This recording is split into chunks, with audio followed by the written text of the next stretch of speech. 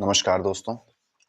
आज के इस वीडियो के अंदर हम बात करेंगे कि बीएसटीसी एग्ज़ाम के अंदर किस प्रकार से 500 प्लस मार्क्स लाकर अपना एडमिशन जो है सुनिश्चित किया जा सकता है। और ये आसान है, बशर्ते आप एक अच्छी रणनीति से तैयारी करें, क्योंकि समय काफ़ी कम है और कंपटीशन काफ़ी अच्छा है। काफ़ी बच्चों के मैसेज आते हैं और स्कूल में भी काफ़ी बच्चे मुझसे पूछते हैं कि सर इसकी तैयारी के बारे में कुछ बता दो, इसलिए मैंने सोचा कि इसका एक वीडियो बना दिया जाए। मेरा परिचय, मेरा नाम है आशुतोष चारण और इसी नाम से मेरा एक टेलीग्राम चैनल भी है। आप उसको ज्वाइन कर सकते हैं ताकि मैं वहाँ पर और भी बहुत सारे अपडेट देता हूँ, तो वहाँ से आप जुड़ सकते हैं मुझसे। लेबर स्टूडेंट एग्ज़ाम में मेरी राजस्थान में चौथी रैंक थी। फूड सेफ्टी ऑफिसर एग्ज़ाम के अंदर भी मैं प्रोविजनल सेलेक्टेड हूँ। आरएस के मेंस लिखे हैं, आईबीपीएस के मेंस लिखे हैं। 8 वर्ष से पढ़ रहा हूँ, पढ़ा भी रहा हूँ। तो ये मेरा परिचय। तो आइए हम पेपर की बात करेंगे सबसे पहले कि पेपर का किस प्रकार का पैटर्न है आपका। उसके बाद हम रणनीति पर बात करेंगे। इससे पहले कि पेपर के बारे में बात करें, कुछ और बात कर लेते हैं। देखिए, ये कुछ टिप्स आपके लिए हैं।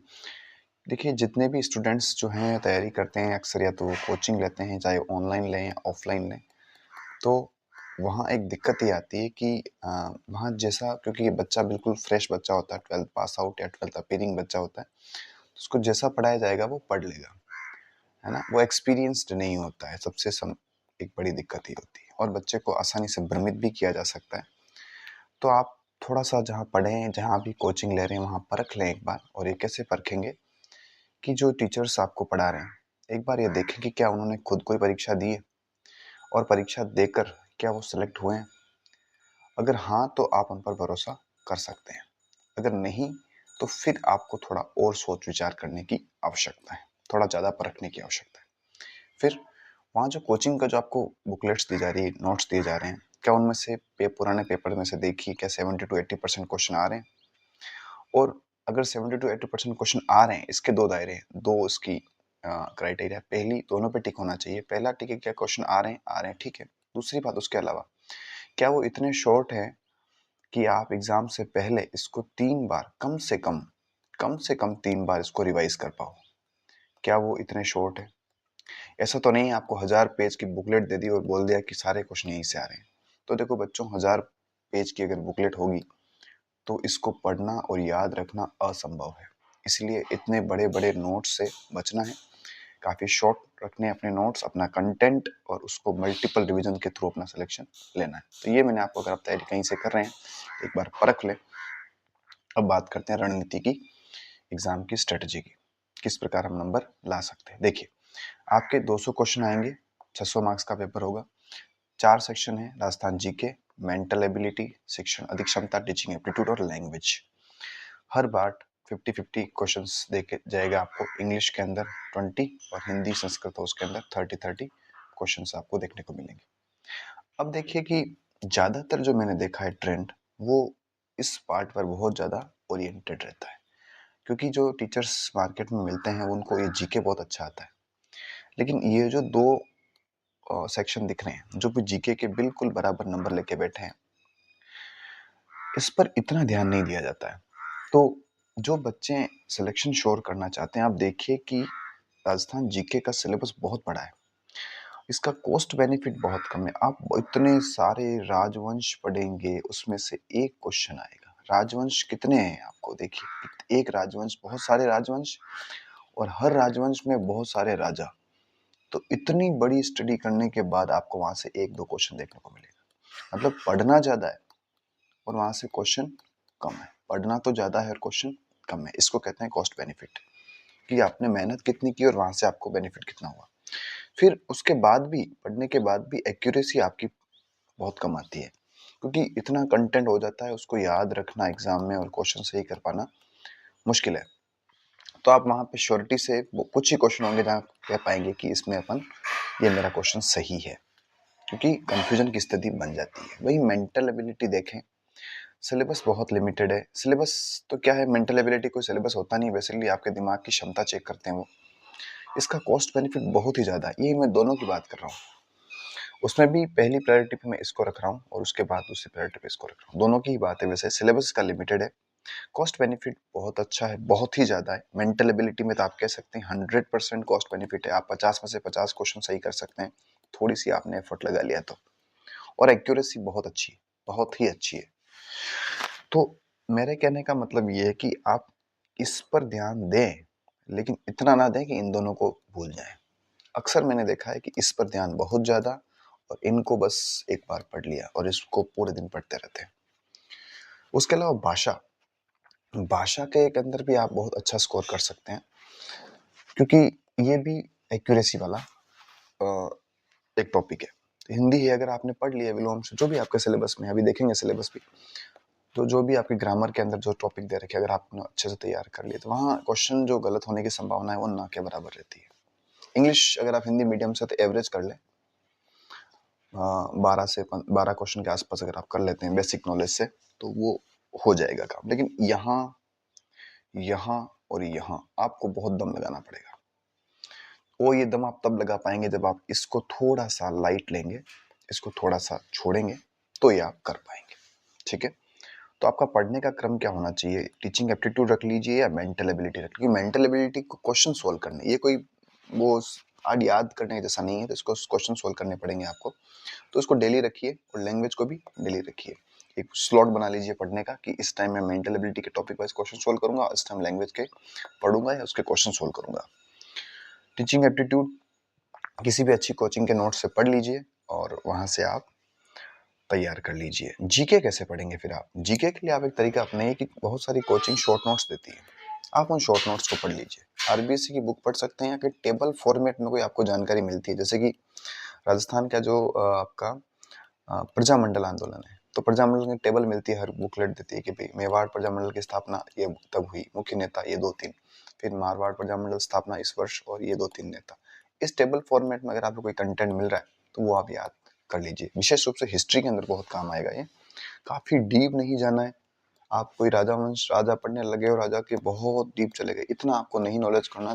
कोई भी राजा अगर पढ़ रहे हैं, कुंभा पढ़ रहे हैं, तो बस उसके 4 या 5 लाइनें बहुत इंपॉर्टेंट, इनकी रचनाएं, इनके द्वारा बनाए गए महल, इनके द्वारा लड़े गए युद्ध, इनकी संधियां, बस ये काफी, ये आप कर लेंगे, क्योंकि इसका कोई अंत नहीं होता है। ये सबसे इंपॉर्टेंट चीज है, जीके का कोई अंत नहीं, इसलिए मैंने इसको थर्ड प्रायोरिटी दी है। और अक्सर कोचिंग संस्थाएं जो है आपको इन्हीं के अंदर उलझाई रखेगी, और और आपका जो ध्यान है इनमें और इनमें कम रहेगा, तो आप जो है कंपटीशन से बाहर हो जाएंगे। पढ़ना है लेकिन पूरे दिन इसी को नहीं पढ़ना है, यानी कि मेंटल एबिलिटी और लैंग्वेज आपको डेली पढ़नी है। उसके अलावा पहली प्रायोरिटी पे इसको अच्छे से तैयार कर लीजिए, उसके बाद जीके पर आइए, और जीके में भी बहुत डीप नहीं जाना है, ये आप ध्यान रखिए। चलिए, क्या टारगेट रखें आप? अगर आप देखिए 500 मार्क्स आपके आएंगे कब? जब आप जीके मेंटल एबिलिटी जो है डेली प्रैक्टिस करेंगे, अच्छे से तैयार करेंगे इसको, टेलीग्राम वगैरह पे इसके क्वेश्चंस काफ़ी मिल जाते हैं, तो वो क्वेश्चन आप सोल्व करेंगे टॉपिक वाइज, तो आपको 45 प्लस क्वेश्चन आप आसानी से कर देंगे। और बहुत सारे कहेंगे सर 45 आउट ऑफ 50, हाँ, तो अगर आपको कंपटीशन क्रैक करना है तो आपको अपना स्तर यहाँ तक बढ़ाना पड़ेगा। अगर नहीं बढ़ा पाते हैं तो फिर बाकी बच्चे आपसे आगे निकल जाएंगे, तो इतना आपको मेहनत करनी पड़ेगी। और मैं तो कह रहा हूँ ये कम है, 50 में से 50 भी स्कोर किया जा सकता है आसानी से, अगर आप थोड़ा सा एफर्ट इसमें ज़्यादा डाल देंगे तो। फिर आप डिसाइड कर लीजिए या टीचिंग एप्टीट्यूड या लैंग्वेज, कोई एक को, इसमें से एक में आपको 45 प्लस लाना है। अगर आपकी इंग्लिश अच्छी है और हिंदी, तो आप हिंदी माध्यम से हैं तो अच्छी होगी ही आपकी, तो यहाँ आप 45 प्लस कर सकते हैं। फिर आप टीचिंग एप्टीट्यूड में 40 प्लस करेंगे तो आपको फ़ायदा ही होगा, नहीं तो फिर आप टीचिंग एप्टीट्यूड वाले को टारगेट कीजिए और वहाँ पर ट्राई कीजिए 45 प्लस क्वेश्चन करने की, सही करने की। और फिर दूसरा जो बचता है, यानी कि इन दोनों में से एक में आपको 45 लाने हैं और एक में आपको लगभग 40 क्वेश्चन सही करने हैं, वो आपकी अपनी क्षमताओं पर निर्भर करेगा। जीके, जीके में कह रहा हूँ कम प्रायोरिटी पे रखना, लेकिन इसका ये मतलब बिल्कुल भी नहीं है कि आप इसको छोड़ दें, छोड़ना बिल्कुल नहीं है। इसके अंदर भी आपको इस तरह तैयारी करनी है कि 35 प्लस क्वेश्चन आप इसमें सही कर लें। और मतलब इस स्तर की तैयारी अगर आपकी होगी, अगर आप 2-3 क्वेश्चन का मार्जिन अगर, और यहाँ से चाहे यहाँ से चाहे यहाँ से चाहे इसमें से तीनों में से किसी, कोई चारों में से किसी एक सेगमेंट से अगर ये 2-3 क्वेश्चन का मार्जिन निकाल लेते हैं, तो अगर ये आपका इन जितना मैंने बता रखा, अगर इतने इतने क्वेश्चन अगर आपके सही होते हैं तो आपके मार्क्स आएंगे 495 लगभग। और 2-3 क्वेश्चन का मार्जिन आपको जो आपका स्ट्रॉन्ग है वहां से और निकालना है, तो आपके मार्क्स हो जाएंगे 500 प्लस। ये बहुत इंपॉर्टेंट है। अब रिसोर्स क्या पढ़नी है? रिसोर्स देखिए, कोई भी अच्छी संस्था के नोट्स पढ़िए जिनके में एमसीक्यू भी सोल्व कीजिए, अधिक से अधिक एमसीक्यू सोल्व कीजिए। बस वही बात ध्यान रखनी है कि 3 बार रिवीजन हो जाए। इतना इतना नोट्स का मटेरियल इतना ही होना चाहिए, बस इससे ज़्यादा नहीं होना चाहिए। और प्रश्न आपको करने ही हैं। जब तक क्वेश्चन नहीं करेंगे, याद रखिए, सवाल याद नहीं होंगे। लैंग्वेज के लिए, हिंदी के लिए तो व्याकरण की किताब आती है, 9 to 12 चलती है। इंग्लिश के अंदर कोई भी यूट्यूब के अंदर कोई कंटेंट हो तो वहाँ से देख लीजिए, आपका काम हो जाएगा। बस नोट्स बनाकर उसको रिवाइज कीजिए, और रिवाइज कम से कम 3 टाइम्स। चलिए, राजस्थान जीके के लिए बहुत सारी कोचिंग्स आजकल शॉर्ट नोट्स प्रोवाइड कराती है। जो कोई भी कॉम्पिटिशन एग्जाम होते हैं, आप बस वो शॉर्ट नोट्स पढ़ लीजिए, काफ़ी है। और इन शॉर्ट नोट्स में से आप, मैं कह रहा हूँ, 30 क्वेश्चन आपको देखने को मिल जाएंगे। बस अच्छी संस्था के होने चाहिए, रेपुटेड संस्था के होने चाहिए। इसके अलावा आपको और पढ़ना है तो हिस्ट्री और कल्चर के लिए आरबीएससी क्लास 9-10 की बुक आती है, उसके अंदर अच्छे से दे रखा है history and culture. Geography, polity और इकोनॉमिक्स, इसके लिए आप कोई भी कोचिंग के शॉर्ट नोट्स फॉलो करें, इससे आपका काम हो जाएगा। तो ये मैंने पूरी चर्चा की किस प्रकार आप 500 प्लस मार्क्स ला सकते हैं। अब थोड़ा सा ये टफ है, लेकिन देखो टफ क्या नहीं है, मुझे बताओ। क्या आप जब ये बीएसटीसी कर लेंगे, उसके बाद जब लेवल 1 का एग्जाम देंगे, क्या वो आसान होने वाला है? बिल्कुल नहीं। तो आपको कंपटीशन की अभी से हैबिट डालनी पड़ेगी, तभी आप सोल्व कर पाएंगे। चलिए थोड़ा सिलेबस की चर्चा कर लेते हैं। वैसे मैंने बता दिया है, यही आपका mental ability 50 questions, Rajasthan GK 50, language 50, ये आपकी शिक्षण अधिक क्षमता टीचिंग एप्टीट्यूड 50 और लैंग्वेज का भी 50, और सब मिला के आपके 600 मार्क्स हो रहे हैं। मेंटल एबिलिटी में रीजनिंग आएगी, एनालॉजी आएगी, डिस्क्रिमिनेशन पे क्वेश्चन क्वेश्चन आएंगे, रिलेशनशिप पे क्वेश्चन क्वेश्चन आएंगे, एनालिटिकल क्वेश्चन आएंगे, और लॉजिकल थिंकिंग। बेसिकली ये क्वेश्चन तभी होंगे जब आप इनकी प्रैक्टिस करेंगे। कोई भी कोचिंग संस्था की थ्योरी से आप इनके क्वेश्चन नहीं सोल्व कर पाएंगे, ये याद रख लेना, बहुत इंपॉर्टेंट है। और इसके अंदर आपको बहुत ही अच्छा स्कोर करना है, और यहाँ पर अगर आप अच्छी प्रैक्टिस करेंगे तो 150 आउट ऑफ 150 भी ला सकते हैं। चलिए, राजस्थान जी के हिस्ट्री पढ़नी है, पॉलिटिक्स पढ़नी है, आर्ट एंड कल्चर पढ़ना है। लिटरेचर आर्ट एंड कल्चर का ही पार्ट होता है, ठीक है। ये लोक जीवन भी आर्ट एंड कल्चर का पार्ट होता है, सोशल एस्पेक्ट भी लगभग वही है, और टूरिज्म भी आर्ट एंड कल्चर या ज्योग्राफी दोनों में पढ़ते हैं। उसके अलावा आपको इकोनॉमिक्स पढ़नी है, ज्योग्राफी पढ़नी है, ठीक है ना। ये चीज़ें आपको पढ़नी है, यानी कि ये बहुत ही वास्ट है, पढ़ना है, लेकिन सब कुछ इसी पर नहीं डाल देना है। इसको अपने को थोड़ी प्रायोरिटी पर नीचे रखना है। फिर टीचिंग एप्टीट्यूड मैंने आपको बताया, इसके अंदर भी 150 क्वेश्चन है। Teaching, learning, leadership quality, creativity, continuous and comprehension, evaluation, communication skills हो गया आपका, प्रोफेशनल एटीट्यूड हो गया, और सोशल सेंसिटिविटी जो आपके चैप्टर्स के अंदर दे रखे हैं। इनको अच्छे से तैयार कर लीजिए, और अच्छे क्वेश्चन आपके अंदर इसके अंदर कर पाएंगे। लैंग्वेज वही ग्रामर का भाग है मोस्टली, तो प्रीपोजिशन हो गया, आर्टिकल हो गया, है ना। सेंटेंस के बाद बेस्ड क्वेश्चन आएंगे, टेंस बेस्ड आएंगे, synonyms, vocab, antonyms, one word और एरर्स बेस्ड क्वेश्चन, ठीक है ना। थोड़ा बहुत कॉम्प्रिहेंशन भी आएगा, तो ये आप वहाँ से कर सकते हैं। उसके अलावा आपके लैंग्वेज के अंदर संस्कृत का तो मुझे ज़्यादा नॉलेज है नहीं है, तो इन विद्यार्थियों से मैं क्षमा चाहूँगा। हिंदी के अंदर आप देख लिए शब्द ज्ञान क्या आएंगे, पर्यायवाची, विलोम शब्द, शब्द युग्म, वाक्य विचार, शुद्धिकरण। शुद्धिकरण के शब्द की शुद्धि भी कराएंगे और वाक्य की शुद्धि भी कराएंगे। मुहावरे, संधि, समास, उपसर्ग, प्रत्यय, वाक्यांश के लिए सार्थक शब्द।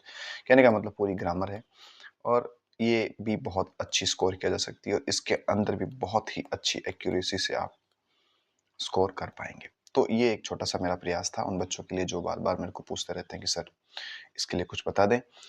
आपको वीडियो अच्छा लगा हो तो शेयर करें, और हमारे टेलीग्राम चैनल जिसका नाम है आशुतोष चारण, उसको भी ज्वाइन कर लें। धन्यवाद।